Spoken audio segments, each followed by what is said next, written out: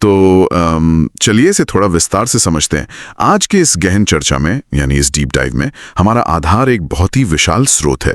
हमारे पास एक ऐसी हिस्टोरिकल वीडियो का बहुत ही लंबा ट्रांसक्रिप्ट है जो पाषाण काल यानी स्टोन एज से शुरू होकर सीधे आधुनिक भारत के कारगिल युद्ध तक का सफर तय करता है। हाँ, और देखा जाए तो इतने बड़े कलाखंड को एक साथ देखना थोड़ा मुश्किल लग सकता है, लेकिन हमारा मकसद यहाँ सिर्फ तारीखों और पुराने राजा वंशों की बोरिंग लिस्ट पढ़ना नहीं है। बिल्कुल नहीं। इतिहास के बारे में अक्सर यही मान लिया जाता है कि ये सिर्फ तिथियों और खो चुके साम्राज्यों का एक नीरस लेखा जोखा है, लेकिन आज का हमारा मिशन कुछ और ही है। हम इस पूरी टाइमलाइन को, मतलब इस पूरे पहाड़ जैसे डेटा को छानकर वो सबसे जरूरी टर्निंग पॉइंट्स निकालने वाले हैं जिन्होंने इस उपमहाद्वीप की दिशा को हमेशा के लिए तय किया। सही कहा। हम उन पहलुओं पर फोकस करेंगे जो सतह के नीचे छिपे हैं, क्योंकि जब हम इतने बड़े हिस्से का एक साथ विश्लेषण करते हैं तो घटनाओं को अलग अलग देखने की बजाय उनके बीच का एक पैटर्न उभर कर सामने आता है। इतिहास सिर्फ ये नहीं बताता कि क्या हुआ, बल्कि ये समझाता है कि कोई घटना उसी वक्त और उसी जगह पर क्यों हुई। एकदम सही। मानव सभ्यता का विकास कोई सीधी रेखा नहीं है। ये प्रयोगों और भयानक गलतियों का एक बड़ा ही जटिल जाल है। तो इस जटिल जाल को सुलझाने की शुरुआत हम प्रागैतिहासिक काल से ही करते हैं। पुरा पाषाण काल के उन लंबे युगों के बाद जब इंसान सिर्फ एक खानाबदोश था। हाँ, हंटर गैदरर जो सिर्फ शिकार के पीछे भागता था। वही तो जब हम भीमबेटका के शैल चित्रों से होते हुए नवपाषाण काल यानी नियोलिथिक एज में प्रवेश करते हैं तो बलूचिस्तान के मेहरगढ़ में एक बड़ा ही अभूतपूर्व बदलाव देखने को मिलता है। यहाँ खेती के सबसे पहले प्रमाण सामने आते हैं। इंसान का एक जगह टिककर रहना शुरू होता है, और मैं कहूंगा कि यह सिर्फ एक भौतिक बदलाव नहीं था, यह मानव मस्तिष्क का एक बहुत बड़ा मनोवैज्ञानिक टर्निंग पॉइंट था। शिकार के पीछे भागने वाले इंसान ने अब जमीन से जुड़ना सीख लिया था। और इसी एक जगह टिकने का जो नतीजा निकला वो वास्तुकला और नगर नियोजन के लिहाज से बहुत ही विस्मयकारी था। अगर हम आगे बढ़कर सिंधु घाटी सभ्यता पर नजर डालें तो उस वक्त की जो समकालीन दुनिया थी, जैसे मेसोपोटामिया और मिस्र की सभ्यताएं, वो मुख्य रूप से ग्रामीण या अर्ध शहरी ढांचों पर टिकी थीं। लेकिन हड़प्पा और मोहनजोदारो का रूप पूरी तरह से अलग था। हाँ, उनका शहरी ढांचा दुनिया के सबसे पुराने सुनियोजित शहर आकार ले रहे थे, वो भी प्रॉपर ग्रिड सिस्टम पर। बिल्कुल, ग्रिड सिस्टम। वहां जो बात सबसे दिलचस्प निकल कर आती है वो ये कि वास्तुकला का वो स्टार आज के शहरी नियोजकों को, हमारे मॉडर्न टाउन प्लानर्स को भी चुनौती देता है। सही में देखिए, घरों के निर्माण में पक्की ईंटों का एक निश्चित अनुपात में इस्तेमाल होना, फिर मोहनजोदारो का वो विशाल स्नानागार, द ग्रेट बाथ, और सबसे हैरान करने वाली बात जो इस स्रोत में सामने आई वो ये कि मकानों के मुख्य दरवाजे सड़क की तरफ ना खुलकर पीछे की गलियों में खुलते थे। के प्रति बहुत ज्यादा संवेदनशील था। उन्होंने अपनी शांति और साफ सफाई के लिए एक शानदार इंजीनियरिंग समाधान निकाल लिया था, और उनकी जल निकासी यानी ड्रेनेज की जो ढकी हुई व्यवस्था थी वो इस बात का प्रमाण है कि पब्लिक हेल्थ उनकी सबसे बड़ी प्राथमिकता थी। आज के दौर में भी ऐसी ड्रेनेज सिस्टम हर जगह नहीं मिलती, लेकिन नगर नियोजन से परे एक और चीज है। इस सभ्यता की कला और प्रतीकों में एक बहुत ही गहरा रहस्य छुपा हुआ है। उत्खनन में जो सैकड़ों मोहरें मिली हैं, जो सील्स मिली हैं, उनका अगर हम बारीकी से अध्ययन करें तो उन पर हाथी, बाघ, गैंडा और बैल जैसे जानवरों की बहुत ही स्पष्ट आकृतियां मिलती हैं। लेकिन एक जानवर गायब है। वही तो, इतनी विशाल सभ्यता जिसका भौगोलिक विस्तार इतना बड़ा था, उसके किसी भी मोहर पर शेर का कोई चित्रण नहीं है, जबकि हाथी और बाघ हैं। ये एक बहुत ही अजीब विरोधाभास है। भारतीय उपमहाद्वीप में शेर एक प्रमुख शिकारी जानवर रहा है, फिर भी एक ऐसी सभ्यता जो प्रकृति और जीव जंतुओं के इतने करीब थी, उसकी कल्पना में शेर का पूरी तरह से गायब होना किसी बड़े रहस्य की ओर इशारा करता है। ये सच में सोचने पर मजबूर करता है। क्या वो शेरों वाले इलाकों तक नहीं पहुंचे थे, या शेर का कोई अलग धार्मिक अर्थ था जिसे दर्शाना वर्जित था? ये एक ऐसा सवाल है जिस पर शोधकर्ताओं में आज भी बहस जारी है। खैर, इस शहरी सभ्यता के पतन के बाद जब हम वैदिक काल की ओर मुड़ते हैं तो समाज के ढांचे में एक बड़ा बदलाव देखने को मिलता है। एक लचीलापन था शुरुआत में। बिल्कुल, ऋग्वैदिक काल का समाज अपनी प्रकृति में काफी लचीला था। उस दौर में वर्णा व्यवस्था पूरी तरह से व्यवसाय और कर्म पर आधारित थी। एक ही परिवार में अलग अलग वर्णा के लोग हो सकते थे। कोई योद्धा हो सकता था, कोई कवि हो सकता था। लेकिन दुर्भाग्य से ये लचीलापन ज्यादा समय तक टिक नहीं पाया। उत्तर वैदिक काल आते आते हम देखते हैं कि ये व्यवस्था अपनी वो तरलता खो बैठी। वर्णा जन्म के आधार पर तय होने लगा और समाज का ढांचा अत्यधिक कठोर हो गया। जो कर्मकांड थे उनकी जटिलता आम इंसान की पहुंच और उसकी समझ दोनों से बाहर होने लगी।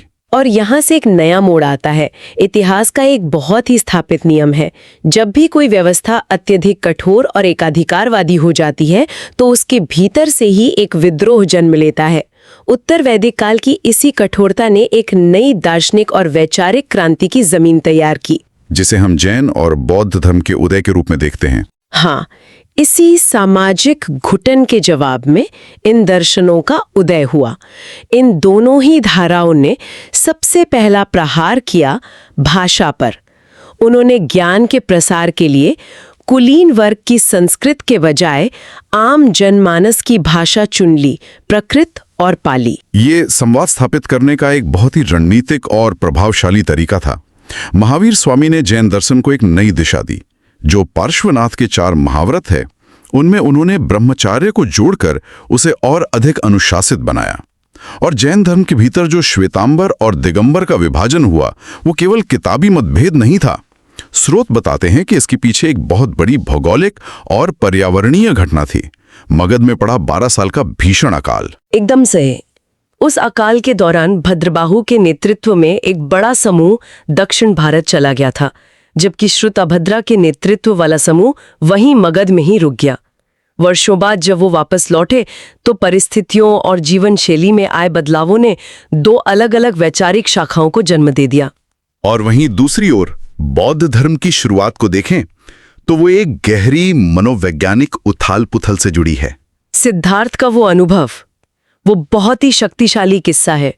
राजमहल की 4 दीवारी में संरक्षित एक व्यक्ति जब पहली बार बाहर निकलता है और एक बूढ़े, एक बीमार, एक शव और एक सन्यासी को देखता है तो उसकी वास्तविकता चरमरा जाती है। ये बोध की दुख सार्वभौमिक है, उन्हें बुद्धा बनने की ओर ले गया। और उन्होंने तत्कालीन समाज को कर्मकांडों की उस भूल भुलैया से निकाला। उन्होंने अष्टांगिक मार्ग यानी 8-fold पाथ के रूप में जीवन जीने का एक बहुत ही व्यावहारिक और संतुलित तरीका दिया। अब इन सब विचारों की क्रांति के समानांतर उपमहाद्वीप का राजनीतिक भूगोल भी एक बड़े परिवर्तन के दौर से गुजर रहा था। 6ठी शताब्दी ईसा पूर्व में जो 16 महाजनपद अस्तित्व में आए उनमें एक बहुत ही दिलचस्प होड़ मची थी। लेकिन यहाँ कहानी थोड़ी और रोचक हो जाती है। उस पूरी राजनीतिक बिसात पर अंततः केवल मगध ही सबसे शक्तिशाली साम्राज्य के रूप में क्यों उभरा? 16 थे पर आगे एक ही बढ़ा। इसका जवाब उसके भूगोल और संसाधनों में छिपा है। मगध का ये उभार महज कोई संयोग नहीं था। अगर हम इसकी भौगोलिक स्थिति का विश्लेषण करें तो मगध के पास ऐसे सामरिक और प्राकृतिक संसाधन थे जो बाकी जनपदों के पास नहीं थे। गंगा और सोन नदियों ने न केवल एक प्राकृतिक किलेबंदी का काम किया बल्कि व्यापार और परिवहन का एक विशाल नेटवर्क भी प्रदान किया। और इसके साथ एक और बड़ा फैक्टर था लोहा। हाँ, लोहा बहुत जरूरी था।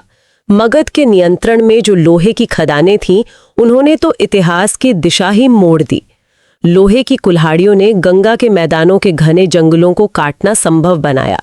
इससे कृषि योग्य भूमि का भारी विस्तार हुआ और उससे भी बड़ी बात, लोहे के हथियारों ने उनकी सैन्य शक्ति को अजेय बना दिया। और सैन्य शक्ति की बात करें तो मगध के जंगलों में एक और सुपर वेपन मौजूद था, हाथी। उस कालखंड में युद्ध के मैदान में हाथियों का वही खौफ होता था जो आज के दौर में आधुनिक टैंकों का होता है। झेलम के किनारे राजा पोरस ने जिस बहादुरी से सिकंदर का सामना किया, उसने तो यूनानी सेना का मनोबल तोड़ ही दिया था। लेकिन जब बात आई व्यास नदी को पार करने की तो सिकंदर की अजेय सेना ने विद्रोह कर दिया। इसका सबसे बड़ा कारण मगध के नंद वंश की सैन्य शक्ति की खबरें थीं।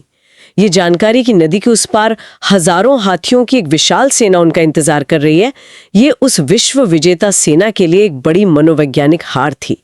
एक ऐसी सेना जो आधी दुनिया जीत कर आई थी वो हाथियों के डर से रुक गई। इसी राजनीतिक शून्य और उथल पुथल के बीच चाणक्य की कूटनीति ने चंद्रगुप्त मौर्य के जरिए मौर्य साम्राज्य की नींव रखी। लेकिन इस मौर्य काल का सबसे बड़ा शिफ्ट, सबसे बड़ा टर्निंग पॉइंट सम्राट अशोक के समय आया। कलिंगा युद्ध, वो नरसंहार कोई आम घटना नहीं थी। इसने इतिहास के सबसे क्रूर योद्धाओं में से एक का हृदय परिवर्तन कर दिया। अपनी सैन्य शक्ति के चरम पर पहुंचने के बाद ऐसे हथियारों को त्याग कर धम्मा यानी नैतिकता को राजधर्म बनाना, ये वैश्विक इतिहास में शायद ही कहीं और देखने को मिलता है। सही कहा। फिर मौर्य साम्राज्य के पतन के बाद और कई सदियों की करवटों के बाद हम गुप्त काल में प्रवेश करते हैं, जिसे अक्सर कला और विज्ञान का स्वर्ण युग माना जाता है। कालिदास का साहित्य अपनी पराकाष्ठा पर था और कुमारगुप्त प्रथम द्वारा नालंदा विश्वविद्यालय की स्थापना ने इस क्षेत्र को ज्ञान का एक ग्लोबल सेंटर बना दिया था। और जो चीज आज भी विज्ञान को चुनौती देती है वो है दिल्ली का लौह स्तंभ। चंद्रगुप्त द्वितीय के समय का ये स्तंभ हजारों सालों से खुले मौसम की मार सहने के बावजूद बिना किसी जंग के खड़ा है। ये उस दौर की उन्नत मेटलर्जी यानी धातु कर्म तकनीक का एक अचूक प्रमाण है। उत्तर भारत की इन उपलब्धियों पर तो इतिहास की नजरें हमेशा से रही हैं, लेकिन इस ट्रांसक्रिप्ट में इस कहानी का एक दूसरा पहलू भी है जो उतना ही या शायद उससे भी अधिक चौंकाने वाला है। अगर हम इसको बड़े परिदृश्य से जोड़ें तो उसी दौर में दक्षिण भारत में चेर, चोल, पांड्या और राष्ट्रकूट राजवंश वास्तुकला और सामरिक शक्ति के ऐसे प्रतिमान गढ़ रहे थे जो उत्तर भारत से भी कहीं आगे निकल गए थे। अगर हम वास्तुकला के लिए नजरिए से देखें तो राष्ट्रकूट राजा कृष्ण प्रथम द्वारा बनवाया गया एलोरा का कैलाश मंदिर मानव इतिहास के सबसे बड़े चमत्कारों में से एक है। सोचिए, एक विशाल पहाड़ को ऊपर से नीचे की ओर काटते हुए एक पूरे मंदिर परिसर को उकेर डालो, वो भी बिना किसी आधुनिक मशीन के। हाँ, केवल मूर्तिकला नहीं थी बल्कि इंजीनियरिंग की एक ऐसी चुनौती थी जिसमें गलती की शून्य गुंजाइश थी। एक गलत प्रहार, बस एक चूक और पूरा पहाड़ बेकार हो सकता था। उन्होंने उस एक ही चट्टान को तराशकर वो विशाल मंदिर बना दिया। ये सोचकर ही रोंगटे खड़े हो जाते हैं कि उस वक्त की इंजीनियरिंग कैसी रही होगी। और अगर हम सामरिक और भू-राजनीतिक नजरिए से दक्षिण को देखें तो चोल वंश का वर्चस्व बेमिसाल था। राजा प्रथम और राजेंद्र प्रथम ने यह भांप लिया था कि केवल जमीन पर कब्जा करना काफी नहीं है, एक बड़ी शक्ति बनने के लिए समुद्र पर नियंत्रण बहुत जरूरी है। उनकी नवाल पावर यानी चोल नौसेना की ताकत केवल श्रीलंका तक सीमित नहीं रही। उन्होंने तो बंगाल की खाड़ी को पार करते हुए इंडोनेशिया के सुमात्रा तक अपने सफल सैन्य अभियान चलाए। सुमात्रा तक अभियान भेजने का सीधा अर्थ था चीन और भारत के बीच के समुद्री व्यापार मार्ग पर अपना पूर्ण एकाधिकार स्थापित करना। एक प्राचीन भारतीय नौसेना का समुद्र पार जाकर विदेशी जमीन पर अपनी रणनीतिक पकड़ बनाना, ये उनकी दूरदृष्टि को प्रमाणित करता है। बिल्कुल। अब यहाँ एक और बड़ी विशेषता पर ध्यान देना जरूरी है, वो है इस उपमहाद्वीप का बाहरी दुनिया के साथ संपर्क। प्राचीन भारत पर कई विदेशी आक्रमण हुए, यूनानी आए, शक आए, कुषाण आए, लेकिन इस सोर्स मटेरियल को पढ़ते हुए एक बात साफ होती है कि ये कोई एक तरफा विध्वंस नहीं था, बल्कि एक बहुत ही जटिल सांस्कृतिक एकीकरण की प्रक्रिया चल रही थी। जो विदेशी आए वो लौटकर नहीं गए, बल्कि इसी जमीन की संस्कृति का हिस्सा बन गए, घुल मिल गए। जैसे यूनानी राजदूत हीलियोडोरस का उदाहरण हमारे सामने है, जिन्होंने भागवत धर्म अपनाकर विदिशा में गरुड़ स्तंभ का निर्माण करवाया।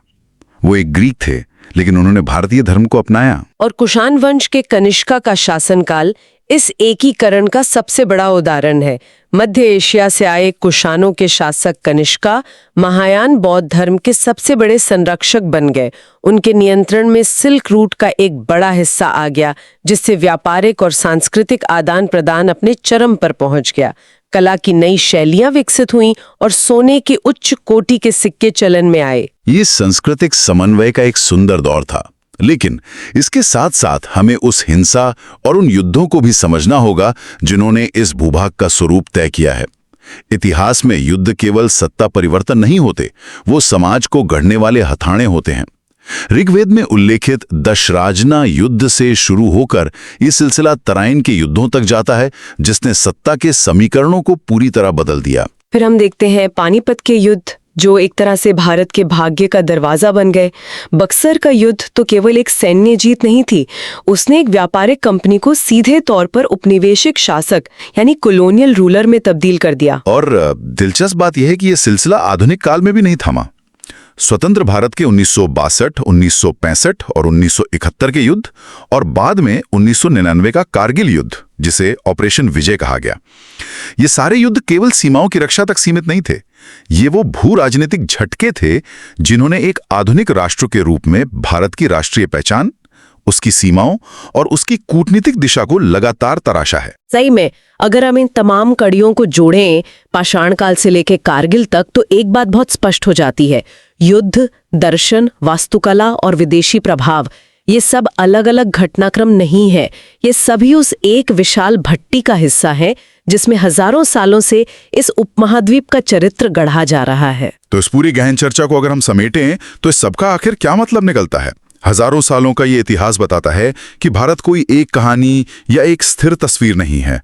ये विचारों, संस्कृतियों और साम्राज्यों के टूटने और फिर से एक नए रूप में जुड़ने का एक निरंतर चलने वाला महाकाव्य है। और इस सोर्स मटेरियल की पूरी टाइमलाइन को देखने के बाद एक बहुत ही गहरा और थोड़ा परेशान करने वाला विचार सामने आता है। आज हम देखते हैं कि अशोक के शिलालेख, दिल्ली का लौह स्तंभ और एलोरा का कैलाश मंदिर हजारों सालों के तूफानों और इंसानी उथल-पुथल को झेलने के बाद भी भौतिक रूप से हमारे सामने खड़े हैं। वो आज भी हमें अपना इतिहास बता रहे हैं। हाँ, वो बिल्कुल वही खड़े हैं। लेकिन जरा आज के हमारे आधुनिक समाज को देखिए, जो पूरी तरह से क्लाउड स्टोरेज, डिजिटल डेटा और बहुत जल्दी खराब होने वाले हार्डवेयर पर टिका है। सोचिए, आज से 4000 साल बाद के इतिहासकारों के लिए हम कौन सा भौतिक और स्थायी ढांचा छोड़कर जा रहे हैं? अगर कल को हमारे सर्वर क्रैश हो जाए या तकनीक पूरी तरह बदल जाए, तो क्या हमारी ये पूरी डिजिटल सभ्यता भविष्य के लिए बिना कोई सुराग छोड़े हमेशा के लिए गायब नहीं हो जाएगी?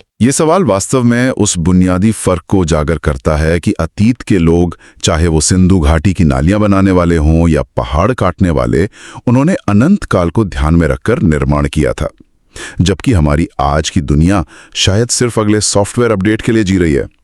क्या तकनीकी विकास के शोर में हमने पत्थरों और प्रकृति से बात करने की, उन पर हमेशा के लिए अपनी छाप छोड़ने की कला भुला दी है? क्या हमने एक ऐसी दुनिया चुन ली है जिसे एक बटन दबाकर डिलीट किया जा सकता है? ये एक ऐसा प्रश्न है जो इतिहास को सिर्फ पीछे मुड़कर देखने का नहीं, बल्कि अपने आज का मूल्यांकन करने का एक नया चश्मा देता है। और इसी सोचने पर मजबूर कर देने वाले विचार के साथ इस गहन चर्चा को हम यहीं विराम देते हैं।